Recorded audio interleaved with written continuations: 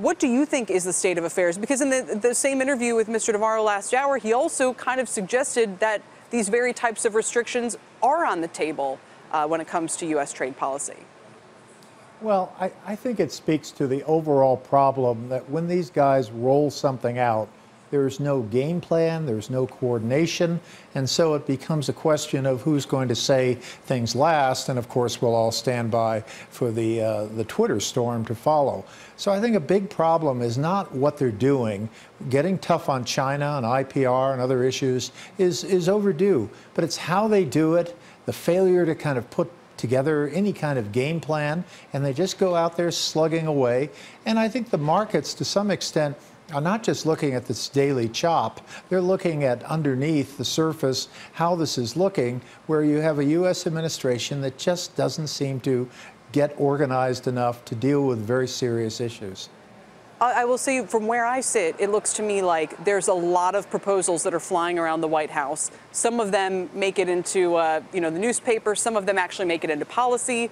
Many of them are tabled. There's probably many more we don't know about that could be tweeted about and put on the table tomorrow. So is it also the case that there's just kind of a lot of ideas out there about how the U.S. should try to combat this situation? Because as you suggested, something needs to be done about it, right? Well, there's no question there are problems in trade with China, and IPR has kind of come up to the top. But the issue is, how do you manage it? How do you deal with it? How do you reassure other allies who are not part of an IPR problem? And you get the sense that the advisors all disagree with each other.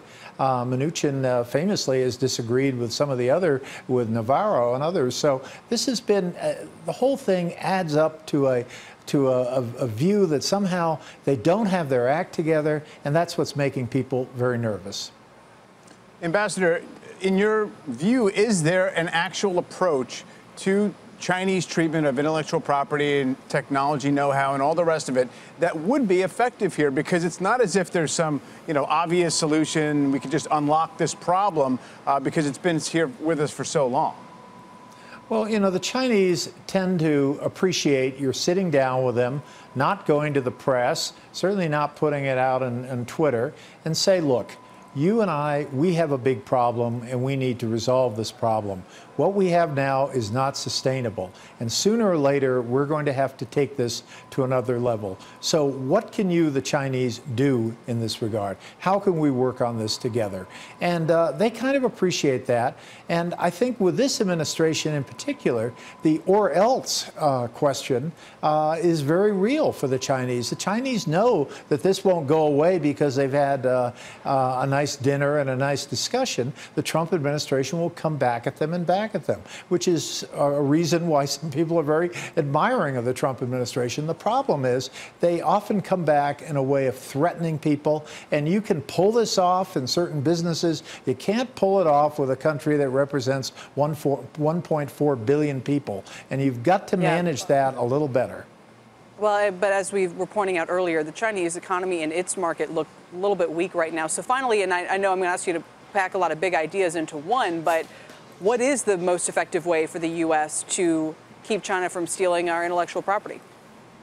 Well, again, I think the theory of known consequences is the best way to deal with it, which is to say, we have a situation where we can't allow this to go on, explain what the consequences are going to be, and if they continue to do it, if they don't take measures against it, then do something, and do something clearly. But this idea of just lurching from one crisis to the next is not helping us, and frankly, the Chinese are actually getting a lot of support elsewhere that, frankly, they don't deserve.